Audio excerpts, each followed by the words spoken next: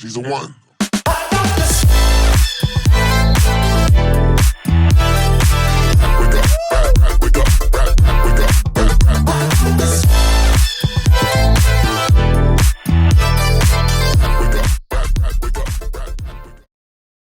Okay, so welcome to B2B Rocks. Yeah, please begin introducing yourself, guys. So I'm Carole, so I'm currently the CMO, so Chief Marketing Officer of Dataiku. Amazing startup. Can we say French startup still, though? Don't say it in front of the American. Okay, we'll say French startup. And so I am what people can call a senior in B2B marketing, so I have 20 years of experience on that part, which sometimes in my company makes me think that people are kind of considering me like the old lady working in marketing, but I can deal with it. In a few words, so Dataiku is a data science enterprise AI platform. I would say we are relatively successful, and we are happy with that. We have raised $150 million in the last 3 years. We are growing by 2 every year. We have customers around the world from Pfizer, General Electric, Unilever. And so my background, in just a few words, so started my career in startup, then went into scale-up, then went into very large companies, and went back to scale-up type. Okay, great. Kim? Great. Hi, everyone. Thanks for having me. My name's Kim Walsh. I am the VP of all things startups and entrepreneurship at HubSpot. So we have a global team. We cater to tens of thousands of startups. We found Alexandre. Oh, good. I'll leave we found you our the moderator. Great.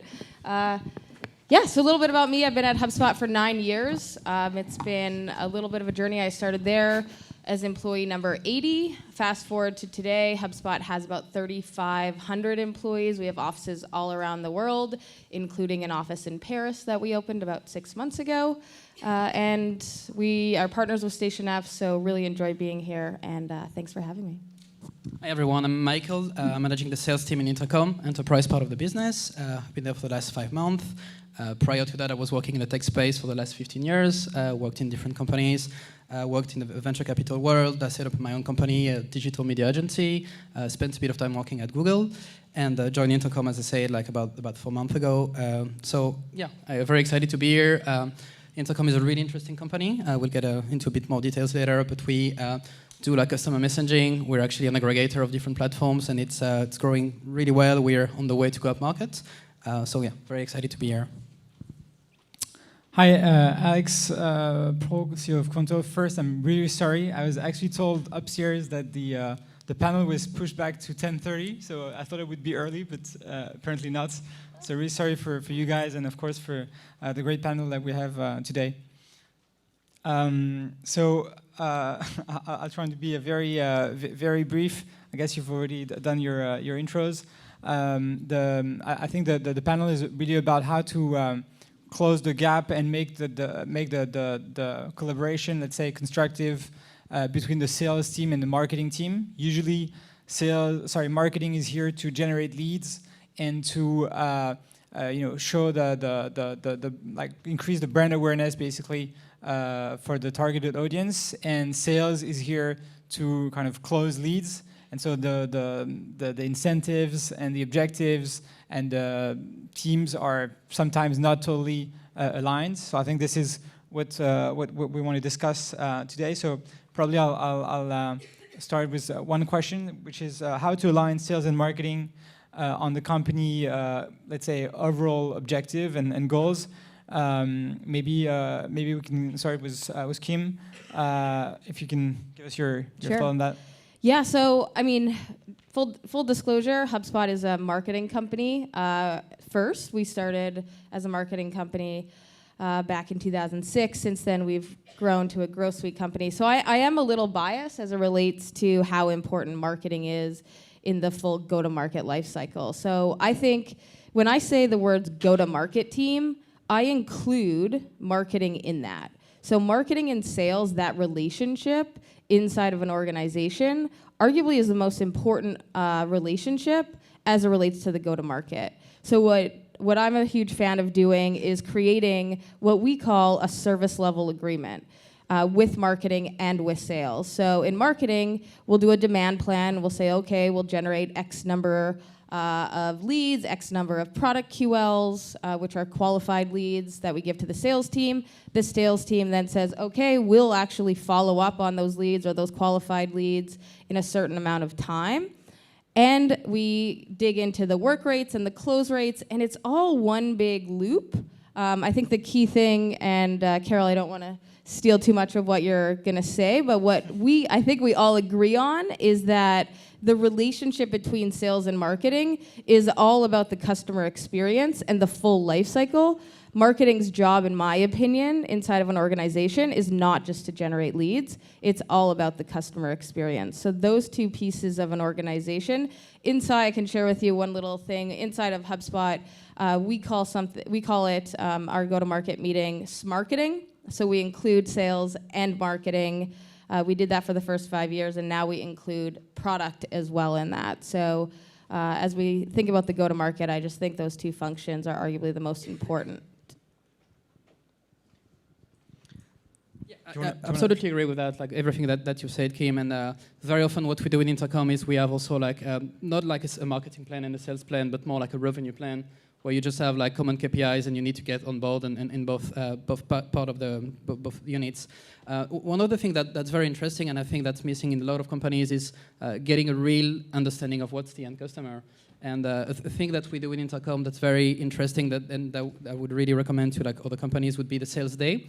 In the sense that anyone non-sitting in the sales org, that would be, for example, product and marketing, when they join a company, they have to spend the first 8 hours of their onboarding sitting next to a salesperson, just going through like basically like the daily routine of what's an SD they are doing, going in the live chat, replying to clients, and that just gives them like a really good understanding of like what are the clients that we have, what are their objections, why do they work with us, why they don't work with us, why are they even coming to us, and thanks to that, like they will come back after that day with like a lot of insights.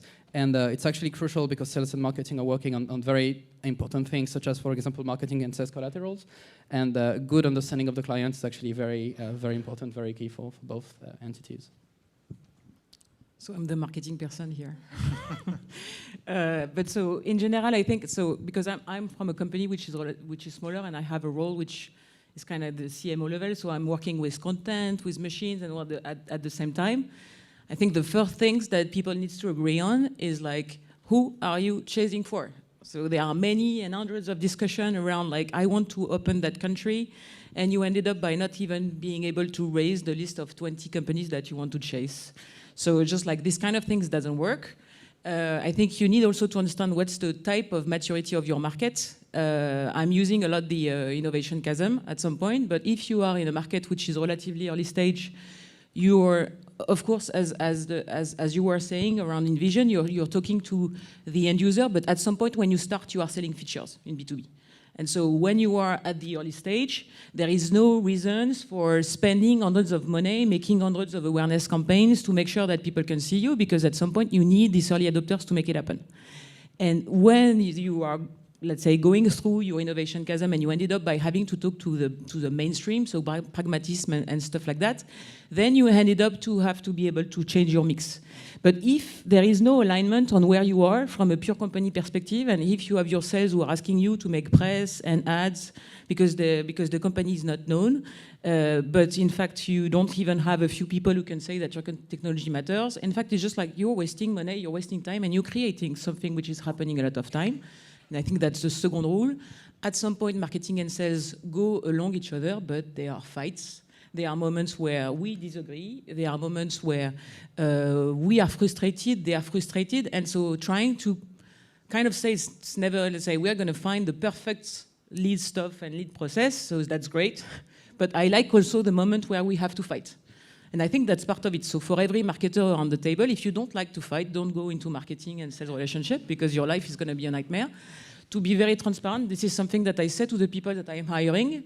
I'm trying to find people who are really hands-on. We are developing our... so if you hire marketers who like to do branding, design, and nice stuff and nice story, at some point they are not going to be on the field because they're gonna get killed by the A's. You are nice people in general, but it can happen. But I totally agree with you. Like, it's nice to let like the marketing people market and the salespeople effectively sales. It's very, very true. I completely agree. And so, yeah, Do and you- SLA, so just like, because I think you spoke about it, but at some point when I joined the company, we were 20. And like, as I said, I was the old lady in the room, and I've kind of pushed so much around defining the lead process, defining the SLA, that I think people start to think about me like being totally crazy, but it's just like it helped me to build on top.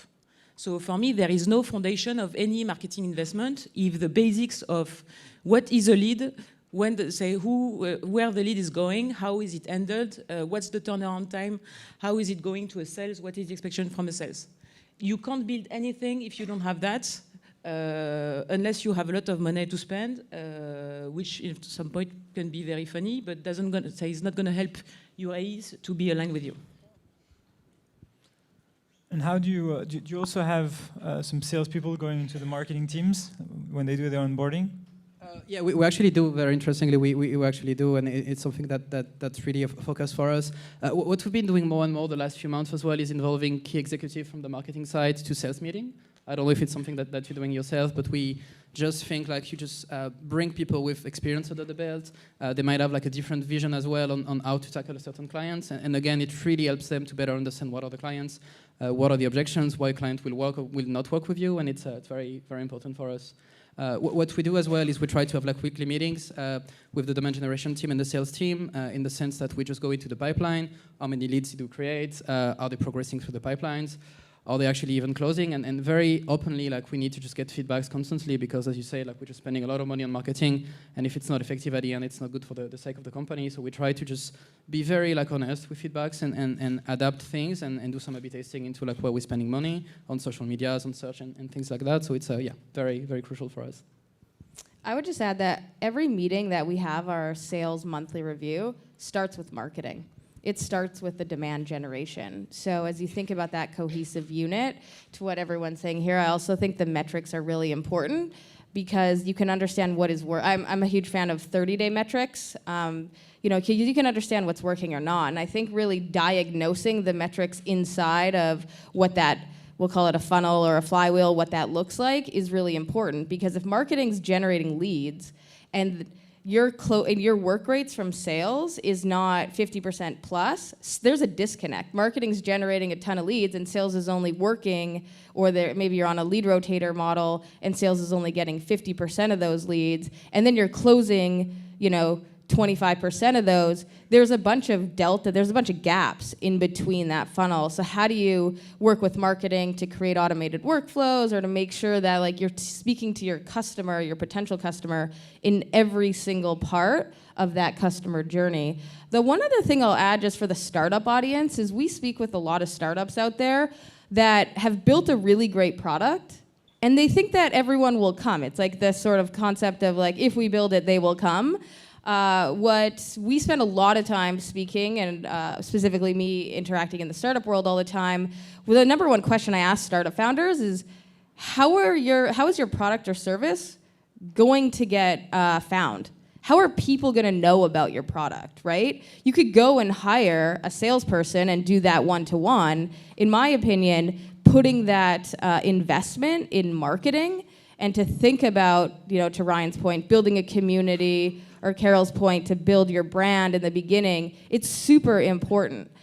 So I would just say that shift in mindset of like building a really good product as a founder, I would challenge you all to think about, okay, how are people actually going to hear about, learn about, find, and become a customer and have a good experience with us so they tell more people? That to me is marketing and sales. Absolutely, and that's why also like content marketing is absolutely crucial. That's something we're doing at Intercom. Like, no matter where you sit in the company, no matter what's your title, your seniority, like you're really incentivized to just like write about what it is that you tackle as problems. We have a blog and we have even books that we're publishing where like people within the company and people externally as well are just explaining like what are they encountering as problems, how do they solve them, sharing best practices, and that makes really like salespeople and especially SDRs like owner of like the relationship between sales and marketing. It's like kind of a glue that sticks between both like sales and marketing. Do you have, maybe not in your current companies, but do you have examples of teams that are actually combined, where you have like sales and marketing together? Just to maybe speak 2 seconds of what we do at Qonto. So we're a new banking service for SMEs, basically, and for very small companies, usually they, it's self-service, so they, find us somehow, and they just open their account themselves online. So that's the vast majority of our clients. And then some clients actually are usually larger clients, and they go through several steps and meetings with meetings or calls with our sales team. So it's a slightly different process. But for for the vast majority of our clients, there is no such thing as like the marketing team and the sales team. It's more like, and actually we call it the growth team. And like everyone is kind of both marketing and sales in that team in a way. Do you also see that, depending obviously on the audience and the target of a given company? I can take. We see the growth team as a liaison, to your point, between marketing and sales. We see the growth team sits inside a product, and product has a demand generation, or product has a QL in our company, a QL goal as well. So anyone that comes in and touches the product and then closes, that's actually attributed to product. So that's where our growth team sits. Okay. Inside of startups specifically, what I've seen, startups and sort of what I would call early stage scale-ups, right around Series A, Series B, is that their SDR or BDR team, so that lead generation team, is actually rolling up into marketing as opposed to rolling up into sales. So I see that about 50% of the time in what we call startups and scale-ups, right around Series A, Series B. Yeah, that's a trend as well that I've seen. Like more and more companies will have SDR sitting with marketing, and that's actually very interesting. For us, it's slightly different because we still like a real inbound business. 95% of what we do is actually coming inbound. So we have the SDR just treating that amount of inbound, and it's actually like most of the job. But yeah, we still have like those two teams separated at the moment. It's. So on our side, I think that what you call growth is the mix of the SDR, the AE, and let's say the account executive and the marketing. So in fact, we are trying to have these kind of teams at the local level when it comes to execute campaign, run account-based marketing programs, and just to make sure that we are making the good mile to make things happen at the local level. Mm-hmm. And then we have a team of marketing which is in charge of machine, content, and all the rest around, which is feeding the local execution. In fact, the fact that you have the SDR in your team or not in your team, honestly, I've seen it working. It depends on how you deal with it. It depends on how you get alignment with your sales. So sometimes when I'm not happy, I want to bring the SDR in my team. But when I'm happy, I'm okay to leave the team of the 20 people left to the sales. I think there is something around having the growth mind, as you said. And so for me, this is nearly anchored in the local. When people are working together, my marketers who are local are living their life with the sales, with the specialists, with the pre-sales. So they are living the business on a day-to-day. That's what we're trying to do as well, having the right leads to the right sales motion. We're trying, the more we go enterprise, like the more clients will need to have like sales-assisted campaigns. We're going to try to find some ways using tools like Clearbits, for example, to really target clients that need like an extra touch, and then the SDR is involved. But or else, like most of the sales service could be done by marketing, definitely. What tools? Maybe not tools, but what's KPIs and what's because obviously we've talked about like sometimes the disconnect and having some shared KPIs or potentially some shared also like maybe bonus structure, whatever we call it. How does it work in your companies, or what do you think is the best way to organize that? So I would say if you're a marketer, never accept to be paid on MQL at some point, like just to be very transparent. This is the worst ever. You're going to make your life such a nightmare because you're going to be so disconnected from the real business that at some point, you'd better, like say, if someone is trying to hire you and is kind of saying I'm going to pay you on the lead, go away, because honestly, this is not a good place for you, unless you like to do a nice advertising in the subway and stuff like that. But at some point in the B2B marketing and when you sell software, I'm measured on the number of, let's say, on what I call the generated opportunities. So I'm trying to find the middle between the final revenue and the moment where I'm generating interest. So I'm looking at the validated opportunities, and I'm measuring also my team on the revenue, especially for the people who are at the local level, because at some point, of course, we do awareness, we do lead gen, but we are also doing acceleration of pipeline. We are also doing community activities. We are also doing stuff which are supporting the growth or the renew of most of our customers. Like a very important metrics for us would be like the volume of leads that are actually turning into real opportunity. Because at the end of the day, it's nice to bring a lot of leads, but what you want to do is like bring leads that can convert into like actual clients. And that's a metrics that we really look at. And I'll take that with a pinch of salt because it involves salespeople, and we know like every salespeople has a weekly, even like monthly targets. So of course, like what we're trying to do is just to give like priorities to like accounts and leads that are like really hot, basically. But yeah, that's the metrics we're looking at, very, very important for us. And the second one would be the lead scoring. So what we do is we catch up with marketing almost on a weekly basis to just change the parameters, change the factors that we're using into like that lead scoring we're coming up with. It's a secret sauce. It's a mix of like 60 to 70 parameters. Could be like the tech stack, could be like also like the level of funding. Yeah, very different stuff. Alexandre rank, for example, that we're taking into consideration. And yeah, that's it's very important to just also reevaluate that very, very often. Like a company like Matt could do, for example, helped us to do that, provided some guidance. Yeah, those would be the main two for us.